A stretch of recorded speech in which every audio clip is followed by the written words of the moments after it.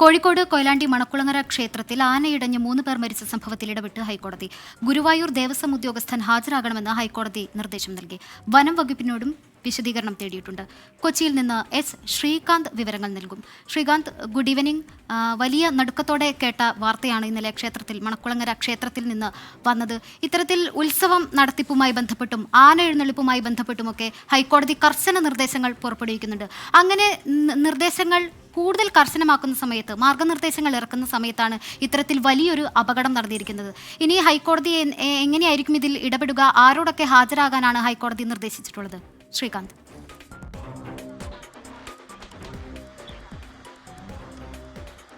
ഈ ആന ഇടഞ്ഞതുമായി ബന്ധപ്പെട്ടും നാട്ടാന പരിപാലന ചട്ടം പാലിക്കുന്നതിൽ വരുത്തിയ വീഴ്ചയുമായി ബന്ധപ്പെട്ടുമാണ് ഇന്ന് ദേവസ്വം വെച്ച് ഈ ഹർജി സ്വമേധയാ പരിഗണിക്കുകയുണ്ടായത്.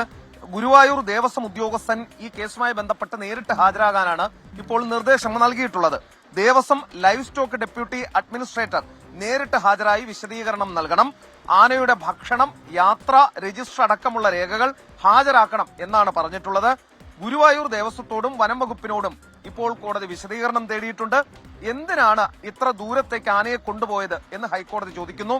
ഇത്തരം അപകടങ്ങൾ ഉണ്ടാകുമ്പോൾ ആർക്കെതിരെയാണ് കേസെടുക്കേണ്ടതെന്നും കോടതി ചോദിച്ചിട്ടുണ്ട്. ഇടഞ്ഞ 2 ആനകളും ഗുരുവായൂർ ദേവസ്വത്തിന്റേതാണ് എന്നുള്ളത് കൂടി ഈ ഘട്ടത്തിൽ ചേർത്ത് വായിക്കേണ്ടതാണ്. ഒരു കാര്യം ഉറപ്പാണ്, തിങ്കളാഴ്ച ഉദ്യോഗസ്ഥൻ ഹാജരാകുമ്പോൾ സർക്കാരിനോടുകൂടി വിശദീകരണം തേടും. നാട്ടാന പരിപാലന ചട്ടം കർക്കശമാക്കാൻ സർക്കാരും തീരുമാനിച്ചിട്ടുണ്ട്. ഉത്സവ സീസണാണ് വരുന്നത്. അത് ഉത്സവങ്ങളെ എങ്ങനെ ബാധിക്കും എന്നുള്ളത് കൂടി കാത്തിരുന്ന് കാണാം. ശരി. എസ് ശ്രീകാന്താണ് കൊച്ചിയിൽ നിന്ന് വിവരങ്ങൾ നൽകിയത്. എന്തായാലും ഇത്തരത്തിൽ ഒരു ഉത്സവകാലമാണല്ലോ ഇപ്പോൾ. അപ്പോൾ ഈ ആന എഴുന്നള്ളത്തും ഒക്കെ ഉണ്ടാവുന്ന ഒരു സമയമാണ്. പക്ഷേ ഇത്തരത്തിൽ സുരക്ഷയില്ലാതെ നടത്തുമ്പോൾ അത് നമ്മുടെ ജീവന് തന്നെ ഭീഷണിയാണ് എന്നുള്ളത് ഹൈക്കോടതി വീണ്ടും ഇടപെട്ടിട്ടുണ്ട്. ഹൈക്കോടതിയുടെ നിർദ്ദേശങ്ങളൊക്കെ കർശനമായിട്ട് നേരത്തെ തന്നെ ഉള്ളതാണ്. അത് പാലിക്കപ്പെടുന്നുണ്ടോ എന്നുള്ളതാണ് ഇനി നോക്കേണ്ടത്. എനിക്ക് തോന്നുന്നതേ പലയിടത്തും ഒന്നും സംഭവിക്കില്ല എന്നൊക്കെ വിചാരിച്ചിട്ട് ഇതൊക്കെ ചട്ടങ്ങളൊക്കെ കാറ്റിൽ പറത്തും. പിന്നീട് ഇത്തരത്തിൽ അപകടങ്ങൾ ഉണ്ടാകുമ്പോഴാണ് അതിനെക്കുറിച്ച് ചിന്തിക്കുകയൊക്കെ ചെയ്യുന്നത്. മാത്രമല്ല, ഇതിൽ നമ്മൾ ആനകളുടെ കാര്യം പറയുകയാണെങ്കിൽ ഇപ്പോൾ കാട്ടിലേക്ക് ആനകളെ തുരത്താൻ നമ്മൾ ഉച്ചത്തിൽ വെടി പൊട്ടിക്കുന്നതോ അല്ലെങ്കിൽ പടക്കം പൊട്ടിക്കുന്നതോ ഒക്കെ അത്ര പേടിയാണ് ആനകൾക്ക് ഈ ശബ്ദം എന്ന് പറയുന്നത്. അപ്പോൾ ഇത്രയും ആളുകൾക്കിടയിൽ ഇത്രയും തിടമ്പൊക്കെ ഏറ്റി, പ്രത്യേകിച്ച് ചൂട് ആനകൾക്കൊരു പ്രശ്നമാണ്. അതുകൊണ്ട് പലപ്പോഴും വന്യമൃഗങ്ങളെ കാടിറങ്ങുന്നത് ഈ ചൂട് കാരണമാണല്ലോ. അപ്പൊ ഈ ചൂട്, ഈ പ്രത്യേകിച്ച് ഈ ദീപങ്ങൾ, ഇതിന്റെ എല്ലാം ഒരു അസ്വസ്ഥത ആനകൾക്ക് ഭയങ്കര ബുദ്ധിമുട്ടാട്ടോ ഈ പടക്കം പൊട്ടിക്കുന്ന ശബ്ദം വരുന്നത്. ഇങ്ങനെ കണ്ടിന്യൂസ് ആയിട്ട് പടക്കം പൊട്ടിക്കുന്നു, അടുത്തടുത്ത് ആനകൾ നിൽക്കുന്നു. അപ്പോൾ ഉണ്ടായത് ആകാം എന്നാണ് വനംവകുപ്പ് പറയുന്നത്. അതിൽ തന്നെ ഒരു വൈരുദ്ധ്യമുണ്ടല്ലോ.